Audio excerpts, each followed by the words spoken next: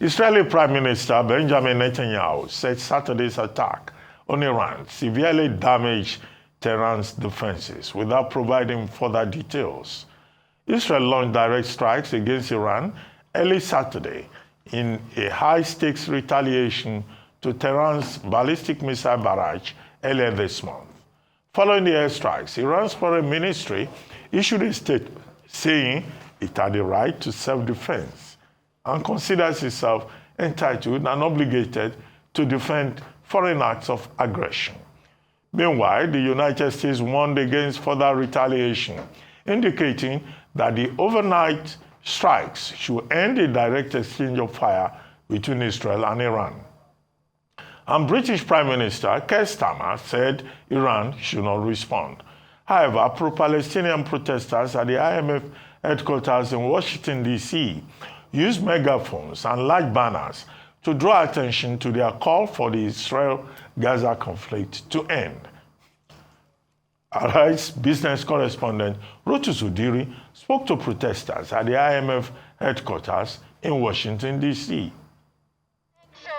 Still at the George Washington University. This time we're in front of the School of Media and Public Affairs. We've been talking to students, young people, about the upcoming elections, and we're actually going to head over to the front of the HQ, headquarters of the IMF, because there is a protest going on, a pro-Palestinian protest. We're going to see if we can talk to one of the protesters and get their thoughts on the election, since the Israel-Gaza and other geopolitical situations are also going to be hot-button topics for this election that's coming up between former U.S. President Donald Trump and Vice President Kamala Harris. And children being shredded and burned alive by U.S.-made bombs and weapons. How can we live like this? It's time to boycott and sanction Israel. There is no going back from the atrocities that they've committed. The world cannot continue with Israel as it is. You cannot commit massacre after massacre, after war crime and after war crime, and proudly proclaim what you're doing to the world. They're not even ashamed of it. They're not even hiding it, because they see there are no consequences. They still keep receiving billions and billions and billions of dollars. What we're trying to do is actually say that international development, if we're talking about international organizations that are forwarding, trying to build schools, hospitals, healthcare, then we actually have to have humanitarian international law, which is currently being shredded by the State of Israel and the United States and many other Western powers who have been funding the genocide in Palestine. Now, and I understand your stance and what you're saying, but the other side says that Israel is protecting itself against hostile neighbors, reportedly, of course, including Iran and so on, and Lebanon and so on and so forth. What is your response to that Israel has a right to defend itself, which is what has been expressed by the U.S. and the U.K. and other allies of Israel? Yeah, well, I guess the question is, what's a value of life, right? If we're talking about October 7, we're talking about 1,200 people versus more than 100,000 Palestinians. So what does self-defense actually mean? And why is it that Israel has a right to self-defense, but Palestinians do not, who have been under a siege and an apartheid since 1948? This began with the expulsion of 750,000 Palestinians. Many of the people who are in the resistance today in Palestine were children during that time. This is in our generational lifetime. And it is not okay for a state to continue to perpetuate war crimes on a civilian population and burn, starve, and bomb children alive. If that is the world that we are okay with, then I don't want to be a part of that world. Joining us now as we take a look at the Iran-Israel conflict and how it will impact African nations, especially Nigeria, is Professor Bolaji Akinyemi, Nigeria's former Minister of Foreign Affairs.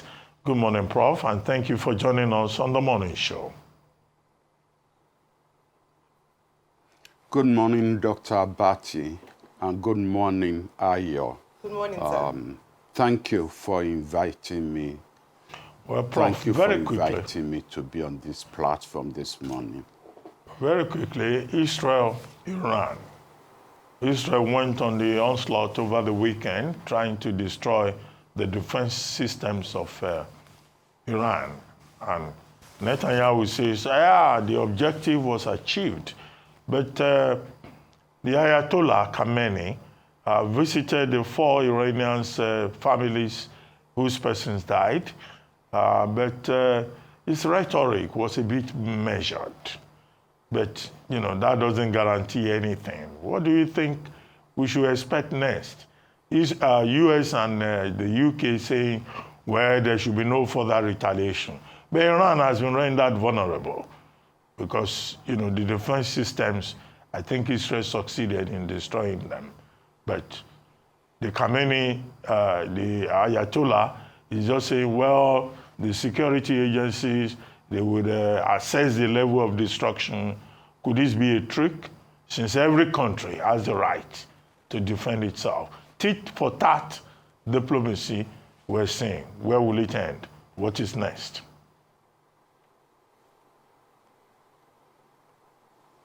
Thank you very much, Dr. Abati, for your take on the developments during the weekend, because actually that's what I want to focus on. These are very interesting times for diplomacy, and we've got to read between the lines.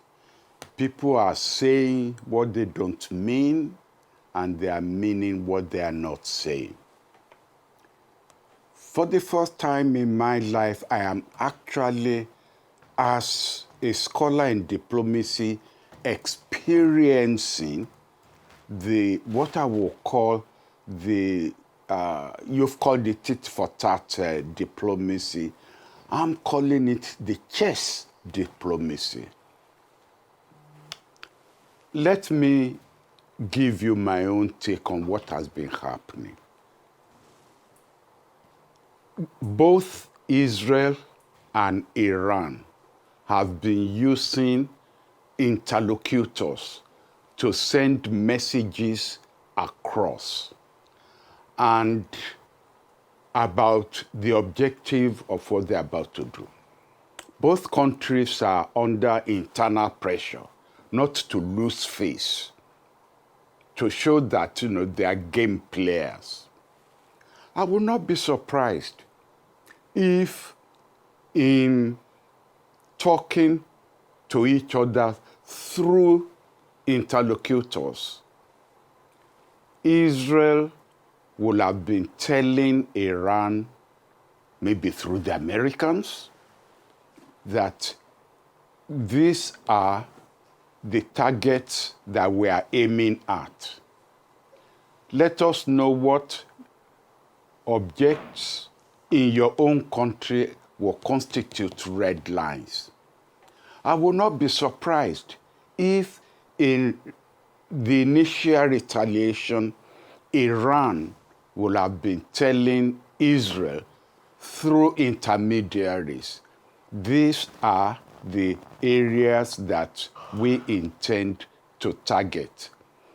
Are those areas acceptable to you? What are your own red lines that we must not cross? But in the meantime, both had escalated the verbal levels of diplomacy, levels of intendment, which never measured up to what they actually then did. And this is fascinating. Chess diplomacy at play. And that is what really they have satisfied their domestic audiences by the verbal aggression, which never, but when the actual acts took place, they never really measured up to it. And I'm just very interested in the way and manner this diplomacy is being played. What I find unfortunate is that there are unfortunate agents that are actually the victims in this game that is being played by both parties. Hamas, Hezbollah, the Hutus. Just like in, I'm sorry if there's a little diversion, but just like in Ukraine, the Ukrainians are the guinea pigs that are being used on the battlefield. The same thing, it has not stopped Israel from its objective of wiping out Hamas. It has not stopped Israel not only from hitting Hezbollah, but even innocent Lebanese, Christians, Druze, and what have you. But in the meantime, when they decide to hit each other, they pick targets with minimum damage. The what do you call it, nuclear facility in Iran that Israel hit had been abandoned by the Iranians a long time ago. They were being used at one particular time, but they had been abandoned.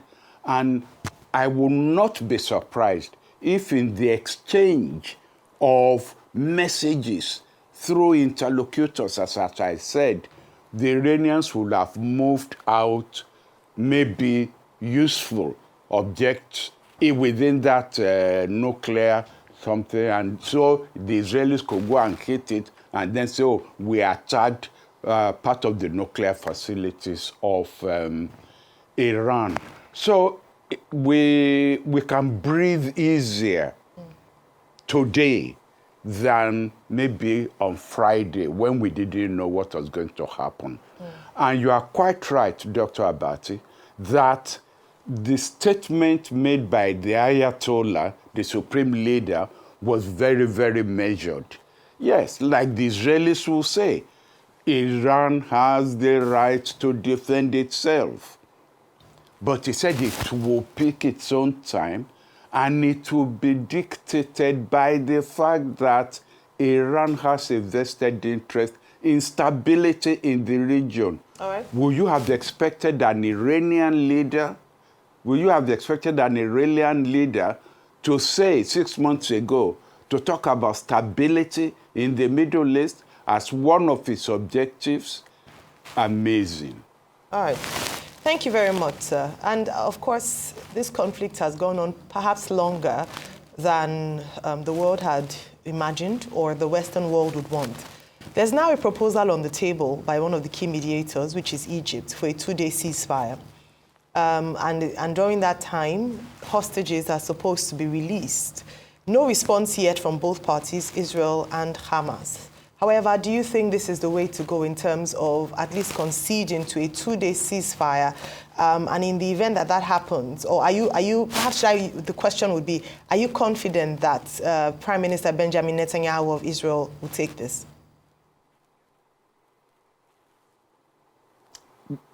I remember what I said earlier. People are playing games. 2-day ceasefire to achieve what? So after 2 days, you go back to bombing hospitals, schools, UN facilities, to killing personnel, UN personnel, no. I've played this game myself during the anti-apartheid days. Heads of states, foreign ministers must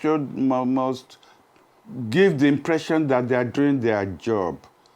But what we need is permanent ceasefire, the release of hostages, the release of Palestinian prisoners.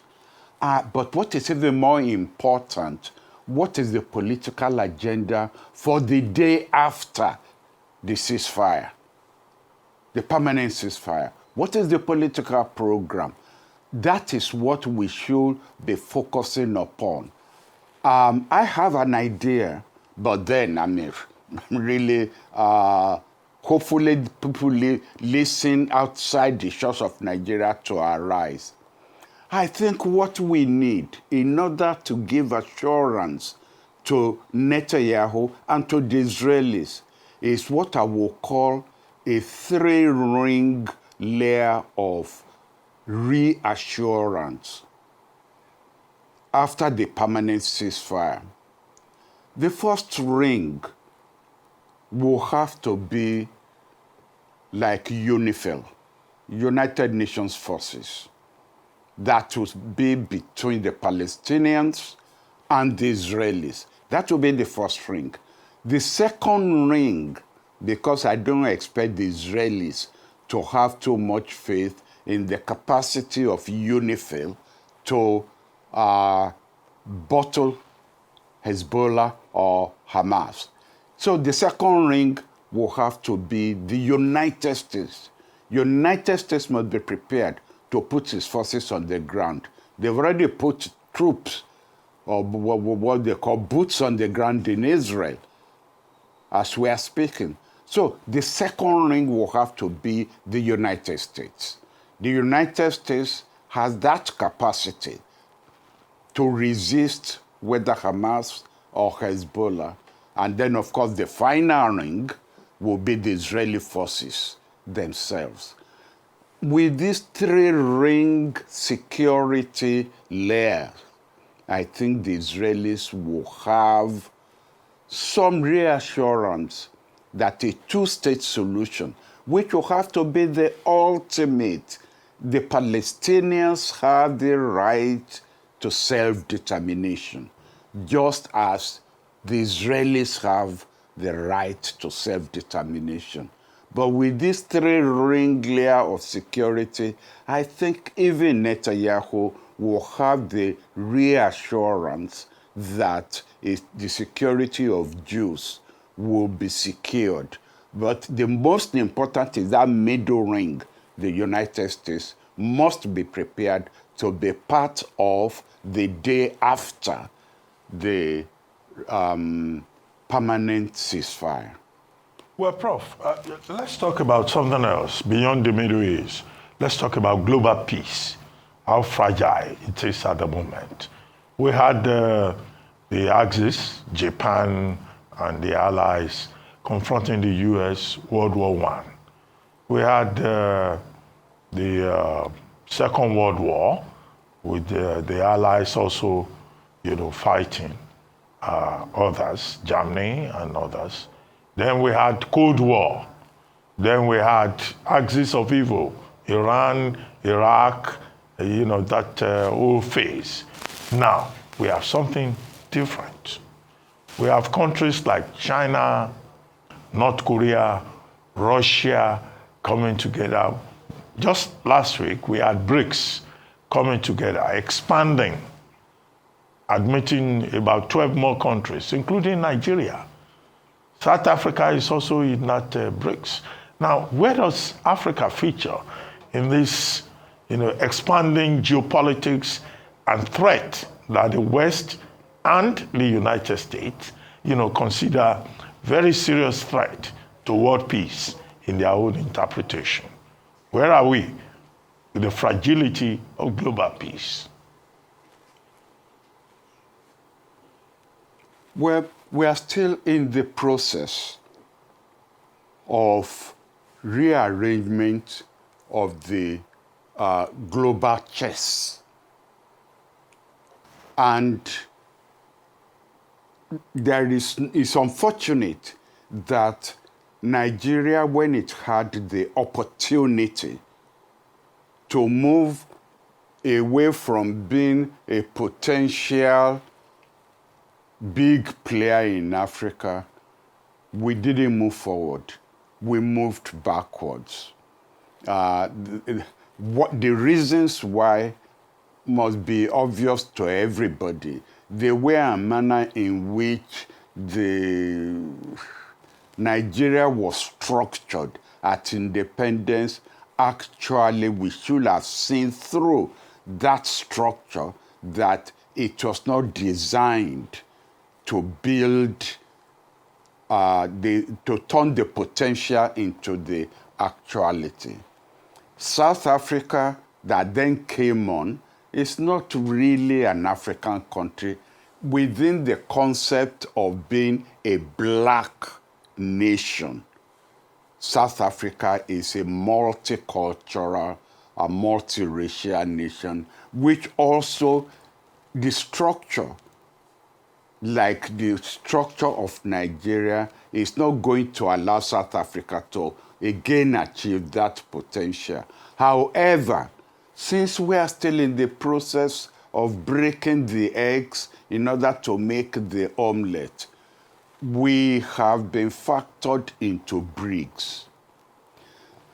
I'm not happy at the way and manner Nigeria through the back door finally got one leg into BRICS. Remember, we are not a full member yet. We should have been one of the proponents at the very beginning. They're one of the foundation members of BRICS. Now we're, what do they call it, BRICS partners, BRICS friends, or whatever it is that you call it. One leg through the back door. That's what Nigeria is. And even at that, they didn't use the name Nigeria. I don't know whether you noticed that Nigeria has been given a new name internationally. Anyway, that maybe that's a conversation for another day. But we are now half in, half out of BRICS. But BRICS probably will be the avenue where Africa, not as Africa, but parts of Africa will be in BRICS in this permutation of a new global chess or global omelette that is being done. But the big players are going to be, because let us not deceive ourselves, the big players are going to be China, Russia, India. Those are going to be the big players. North Korea will be checkmated by South Korea. And South Korea will be, well, if you like, not if you like, South Korea, the United States will be using South Korea as one of its legs in Southeast Asia. Well, Prof, before I let you go, yes. just very simple question that should be brief because I'm told we're running out of time. Yesterday, I had Professor Adele Jinondo, your colleague, on This Day Live, another program that we have on this station. And he made a remark that Professor Bolaji Akinyemi is setting up a foreign policy academy. A foreign policy academy at 83? Well, I mean, how are you going to power that at 83? Is it true? You are putting up a foreign policy academy. Where are you going to find the energy to do that at 83? I just want to confirm whether that is true. Yes, it is. Yes, it is true. It was launched, in March this year, and the keynote speaker was Professor Orama, the president of Afrexim Bank, and General Yakubu Gowon was the chairman. Well, if General Yakubu Gowon at 90 could still, sit down there with us for 3 hours in the launching, well, I mean, at 83, I'm still a baby in this game. But the fact,